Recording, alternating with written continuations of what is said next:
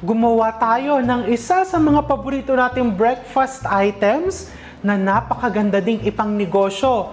Cooked or frozen, ang sarap po nitong ibenta. This is pork tocino. Kapag sinabing tocino in Spain, ibig sabihin po niyan ay bacon. Tayong mga Pinoy, may sarili tayong pamamaraan ng paggawa nito through curing it in sugar, curing salt, and secret spices or kung ano-ano pa na magpapasarap sa tocino. Pwede ka ding gumamit ng chicken, tofu, and even tuna. Pwedeng-pwede. Yung gagawin natin ngayon is a healthier version dahil marami sa inyo, Chef, gusto ko po healthier yung ipapakain sa anak ko. May kasama po akong senior. Ano po kaya ang pwede nating gawin?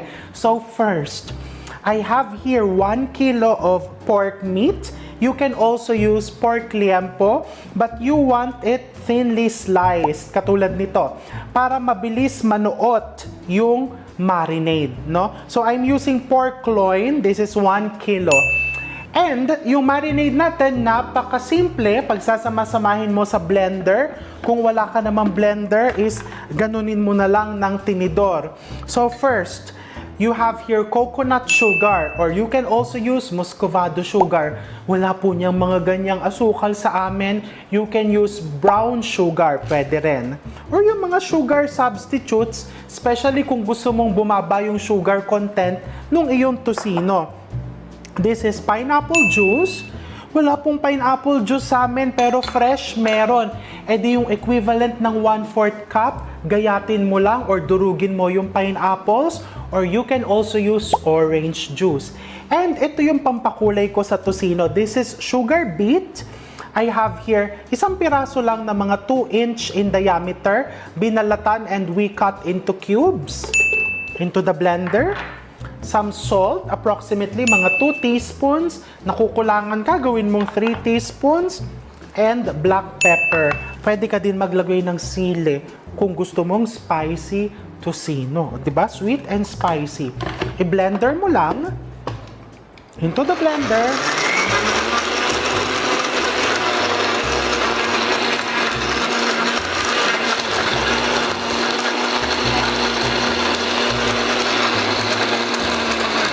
That's it. And then, ibuhos mo lang dito sa iyong pork. It's very important that the meat that you're going to use, ay, may konti pang buo. Okay? It's very important that the meat that you're going to use is chilled. Huwag frozen, no? Kasi pag frozen, mahihirapan siyang i-absorb yung marinade. No?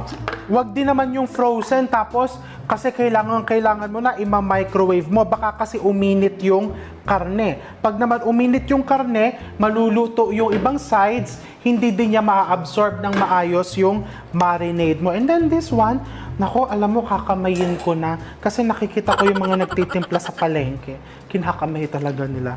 Para with love, di ba? With personal touch. Yung tocino, medyo mamumula lang yung iyong kamay after this.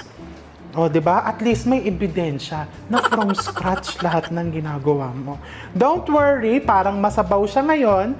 Pero what you're going to do after you massage it, it's either you put it in Ziploc containers or sa microwavable kung ipambebenta mo. Or ito lang, takpan mo. You keep it in the fridge for at least 6 to 12 hours bago mo ipasok sa freezer to give it time na ma-absorb nung karne yung marinade. Sa freezer, tatagal po ito up to 2 months. O di ba? Ang gandang ipang negosyo. Walang pang breakfast or walang pang lunch yung kapitbahay mo. Magdo-doorbell lang sa'yo, pabili nga po ng tocino. O di ba? Sweet meat na napakasarap naman talaga. Perfect with rice and mga atsara, sinangag. Ay nako, ire-ref ko na to para maluto ko na and mapakita ko na sa inyo ang finished product. So, ito yung kabababad ko lang. And then, syempre, no, meron na akong binabad pa kagabi pa. So, makikita mo, habang binababad mo siya sa loob ng ref, i-absorb po niyan yung marinade. So, I'm going to heat my pan, medium flame. Lalagyan mo lang ng konting mantika. Just a bit of oil. Konti lang. I'll set this aside. And then, ipila mo lang dyan yung iyong tocino. Oh, di ba? Look how nice the color. Makikita mo naman. Di ba? Para talagang, alam mo yung tocinong-tocino. O, di ba? Pila mo lang dyan.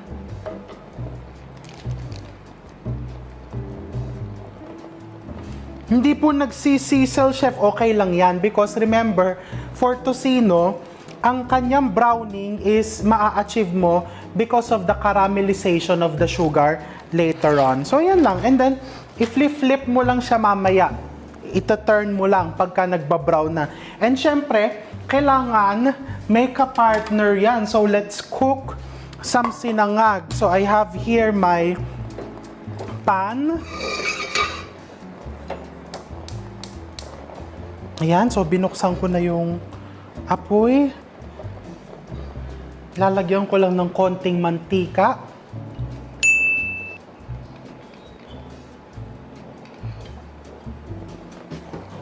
And you put some minced garlic.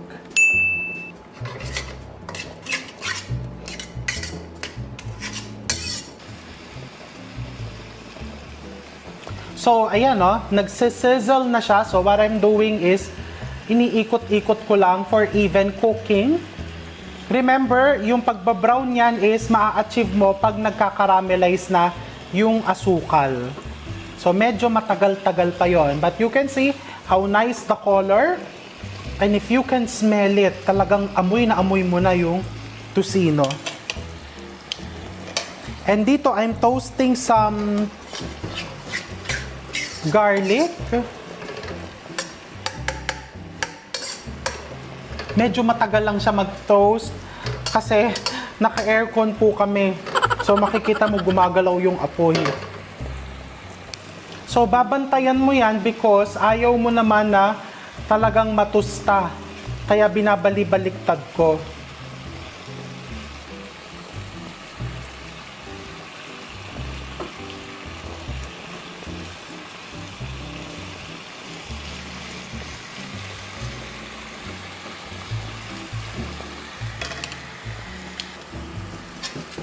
Pag mag-golden brown na yung garlic, you can now put the rice. Konti pa. But don't cook it until dark brown kasi papait. This is just the traditional sinangag, nothing special, no? Because syempre when you're eating it with something really flavorful like the tocino, you just want it neutral lang.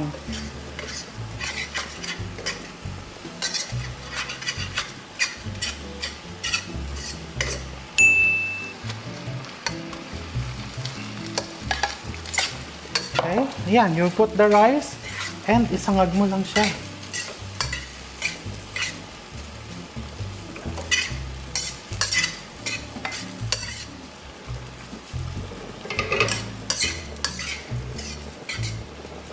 Going to season it with some salt.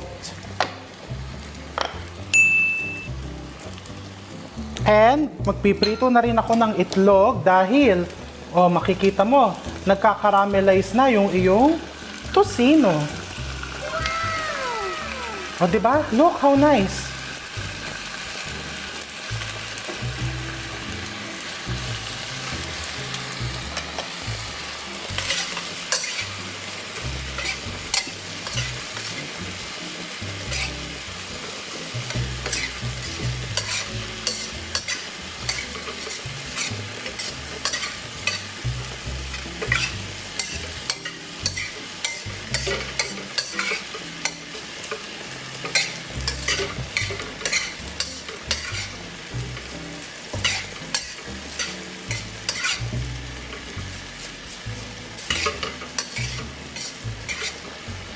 Okay, let's cook some egg.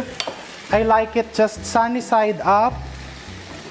Pang all-day breakfast po ito. I have here some egg.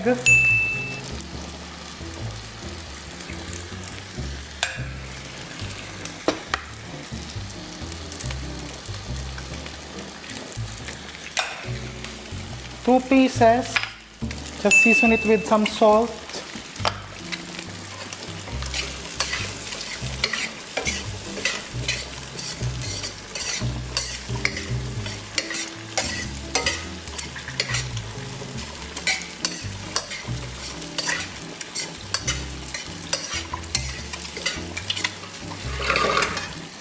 Okay, I turn off the flame nung dun sa aking sinangag.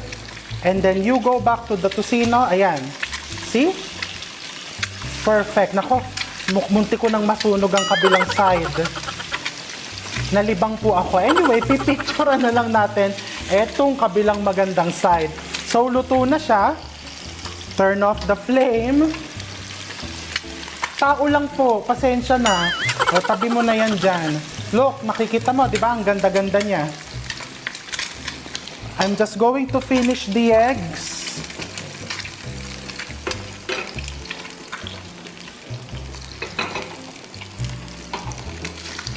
Base it with some oil.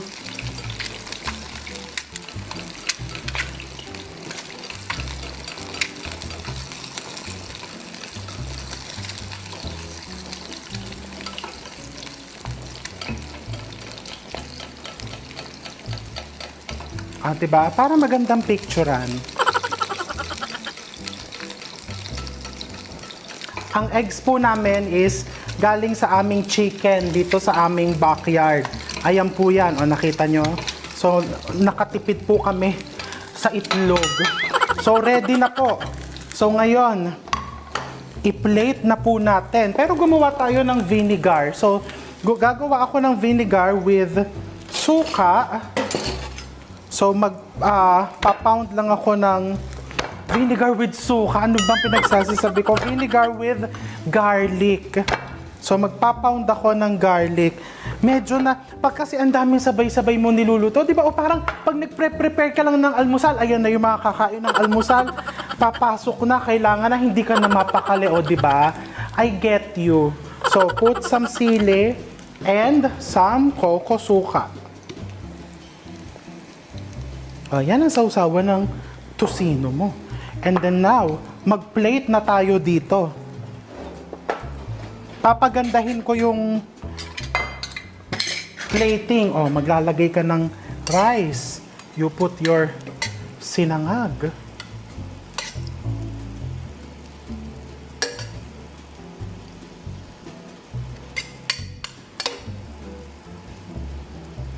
Your sinangag.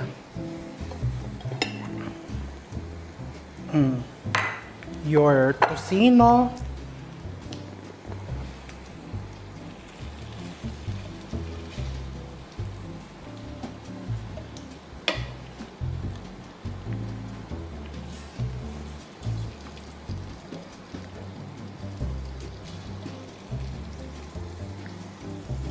O, diba? Tingnan mo naman yan, Tapos egg.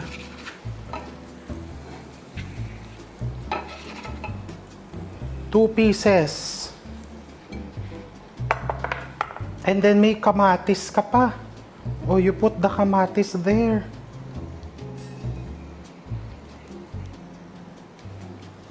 Diba?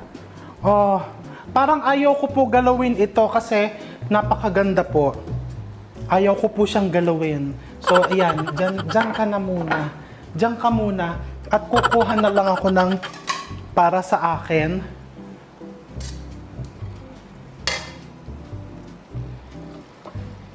Tocino. Let's try it. Penging konting suka. Yung iba gusto nila ketchup. Kung sang sausawan ka, masaya. Yun ang gamitin mo.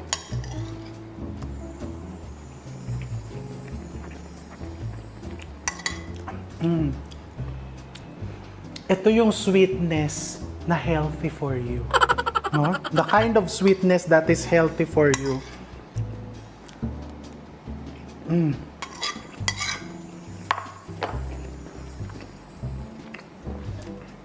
Pahingi pa po. Masarap talaga siya. Kahit na hapon na po ngayon, hapon po kasi kami nag-shoot, feeling ko, fresh na fresh pa din ako kahit pinapawisan na po ako. And feeling ko, umaga pa din dahil ang sarap po talaga niya. Lagyan mo pa ng suka. Pwede mo din gawing binalot. Or as I've mentioned, pwede ding chicken. Or kung ano talagang karne makakapagpasaya sa'yo, But right now, ang saya-saya ko po dahil ang sarap niya. So, tatapusin ko na yung video para makapagbabad na po kayo ng inyong tusino. Take care always and I'll see you soon.